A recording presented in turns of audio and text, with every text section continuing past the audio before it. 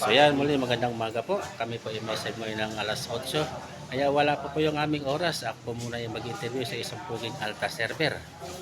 Ito siya. Kuya, ano pangalan mo? Paul Gerald Certes ako. Ha? Paul Gerald Certes.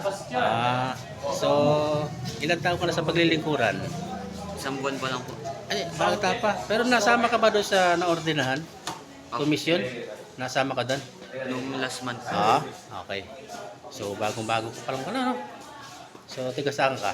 Lunsad po. Lunsad. So, gaano ba kasarap paglingkod sa ating Panginoon?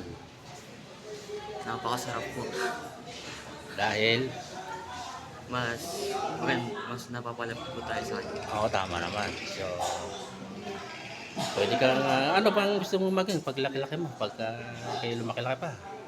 Gusto mo maging pare or lay minister? Depende pa po, pinag-iisipan. Pinag-iisipan mo pa. So, siguro magtatrabaho ka muna. So, yan. Kasi kailangan namin ng may papalit sa amin dito. Kasi kami, tatanda na kami, mawala na kami sa mundo. Di ba? So, kaya kami nag-i-invite, ganito, i-interview ko kung kayo ba ay willing mag-lay minister or maging pare. So, imbitahan mo yung mga makakapanood sa atin. Sa lahat po ng mga makapanood, inaanyayahan ko po kayo maglingkod sa simbahan. Iyon, tama. So, salamat kuya, ano, na-inspire tayo sa kanya sa aming paglilingkod. Naway, kayo rin dyan sa mga nakakapanood. Maaari po kayong maglingkod saan man po kayong parokya. Kaya ito po ang way para papuntang langit. Tayo mapalapit sa ating Panginoon. So, thanks for watching. God bless. Thanks.